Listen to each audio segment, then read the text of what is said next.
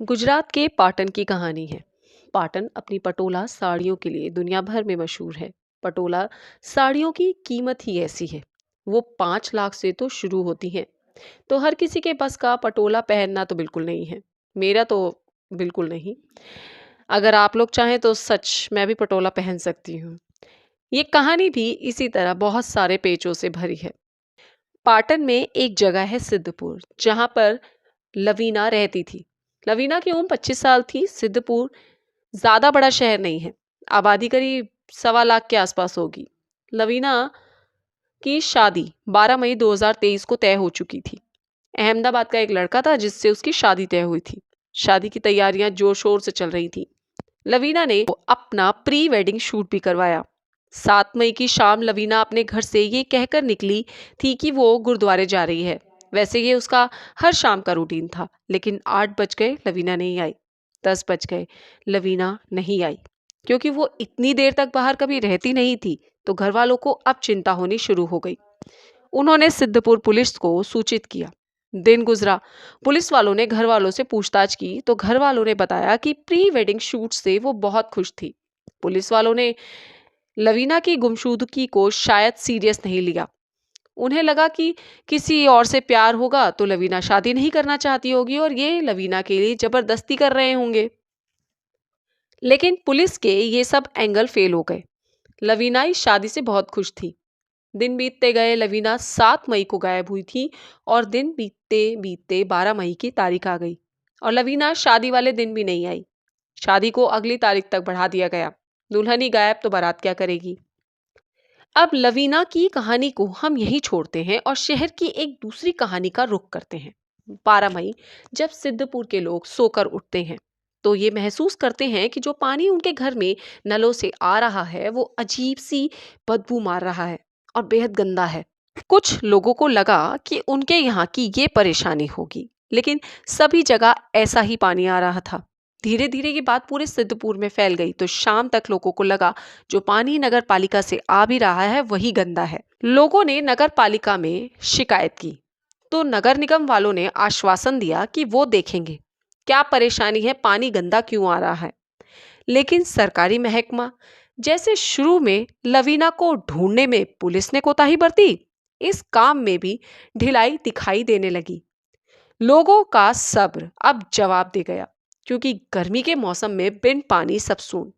लोग फिर नगर पालिका के ऑफिस पहुंचे। कुछ अपने नेताओं के थ्रू भी पहुंचे। अब नगर पालिका ने इलाके में चेक करना शुरू किया तो सिद्धपुर के बाकी इलाकों में पानी साफ आ रहा था, लेकिन एक खास इलाके का पानी खराब था। नगर पालिका को कोई जवाब नहीं मिला। 4 दिनों तक ये समस्या बदस्तूर बनी रही। वही गंदा पानी पीने को लोग मजबूर थे। जिन घरों में समस्या थी वो करीब 4,000 घर थे। 12 मई से 16 मई आ गई। अभी 4 दिनों से गंदे बदबूदार पानी की समस्या से लोग पीड़ित थे। 16 मई को नल खोला तो नलों में पानी गायब। 4 दिन ये तो था कि पानी आ रहा था, जैसा भी था, लेकिन आज तो पानी ही गायब। अब लोगों का गुस्सा 7वें आसमान पे पहुंच गया और उन्होंने सुबह सुबह सीधे नगर पालिका पर धावा बोल दिया। नगर पालिका के भी हाथ पैर फूल गए। अभी तक तो पानी गंदा जैसे तैसे आ ही रहा था, अब तो वो भी नहीं आ रहा। पूरे शहर में पानी है, सिर्फ इसी इलाके इन 4,000 घरों में पानी नहीं है। अब नगर पालिका को लगा कि मामला सच में गंभीर है। उन्होंने पानी की ब्लॉकेज है ये ढूंढना शुरू किया। पाइपलाइन की लंबाई करीब 2 किलोमीटर है, तो लेकिन पानी करीब 4,000 घरों में नहीं आ रहा है। तो नगर पालिका को लगा कि पूरे शहर में नहीं, सिर्फ इन 4,000 घरों की पाइपलाइन को ही चेक किया जाए। तो उन्होंने उन्हीं घरों की पाइपलाइन को चेक करना शुरू किया। एक जगह जाकर उन्होंने एक पाइपलाइन को खोला, क्योंकि पानी की मेन पाइपलाइन हो या सीवर हो, ये सब कंप्लीट पैक होते हैं। क्योंकि पानी हमारी लाइफ से जुड़ा हुआ है तो इसके साथ कोई भी खेल या कोताही नहीं बरती जाती। तो पाइप खोला गया, तब पाइप के अंदर कोई चीज टकराई। उसे जब कर्मचारियों ने खींचा तब उनकी चीख निकल गई।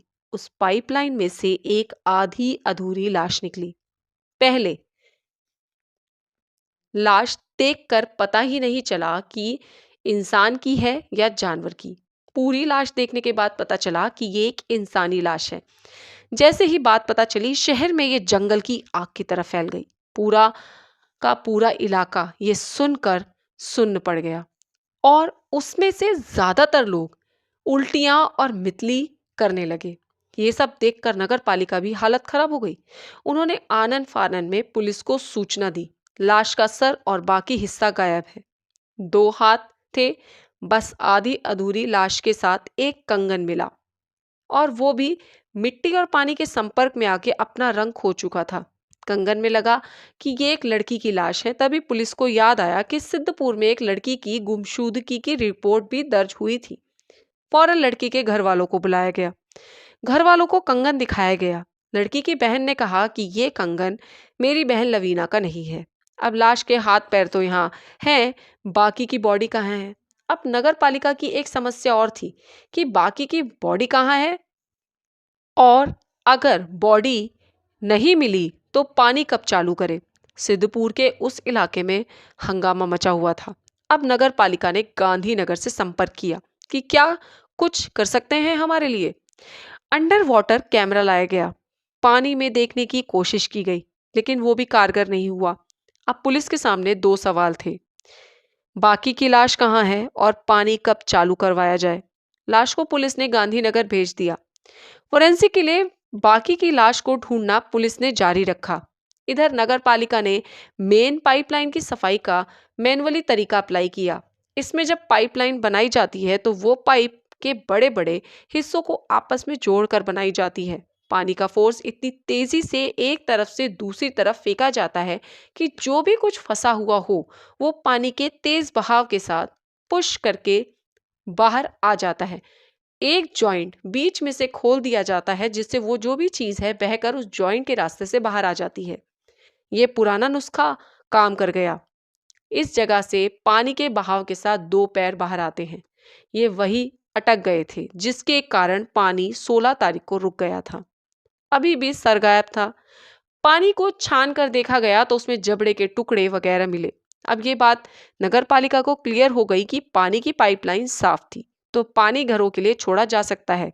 नगर पालिका ने ऐलान करवाया कि हम पाइपलाइन में क्लोरीन की मात्रा बहुत ज्यादा डालकर पानी साफ कर रहे हैं, जिससे आप 24 घंटे तक पानी का इस्तेमाल बिल्कुल ना करें। अगले दिन नगर पालिका ने बता दिया कि पानी पीने योग्य हो चुका है, लेकिन लोगों के दिमाग में पिछली बातें घर कर गई थी, जिसके कारण वो जितनी ज्यादा जिसकी हैसियत थी वो पीने का पानी मार्केट से खरीद कर पी रहा था और बाजार से पानी की डिमांड भी बढ़ गई। जैसे तैसे नगर पालिका की समस्या तो सुलझ गई, लेकिन दूसरी पहेली अब भी बरकरार थी कि वो लाश आखिर है किसकी और वो गायब लड़की लवीना कहाँ है। पुलिस को अभी भी कुछ डाउट था। पुलिस ने वो आधी अधूरी लाश और लवीना के पेरेंट्स का डीएनए गांधीनगर फॉरेंसिक के लिए भेजा। इत्तेफाक कहें या अंधेरे में चलाया हुआ पुलिस का तीर निशाने पे लग गया।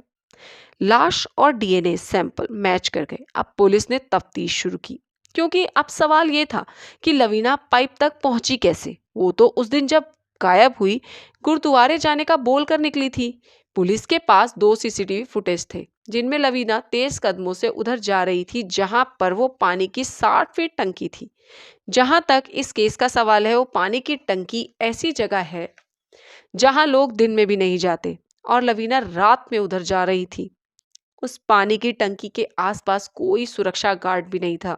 पुलिस ने एक एंगल खुदकुशी का भी लगाया, लेकिन अगर उसे खुदकुशी ही करनी होती तो वो आसान तरीका अपनाती। इस तरह पानी में डूबकर मरना, और वो भी पूरे शहर की मेन पाइपलाइन में डूबकर मरना, थोड़ा मुश्किल है। लेकिन वो उस लाश के टुकड़े वहां पहुंचे कैसे, सवाल अभी भी बरकरार है। खुदकुशी की कोई भी वजह तो नहीं है। पाटन या सिद्धपुर पुलिस के पास भी इसका कोई जवाब नहीं है। हाँ, एक और सबूत, लवीना का दुपट्टा मेन पाइपलाइन के पास जरूर मिला, जिससे ये और पुख्ता हुआ कि ये लवीना ही है। इस केस में अभी भी बहुत कुछ खुलना बाकी है। अगर कोई अपडेट होता है तो मैं जरूर करूंगी। धन्यवाद।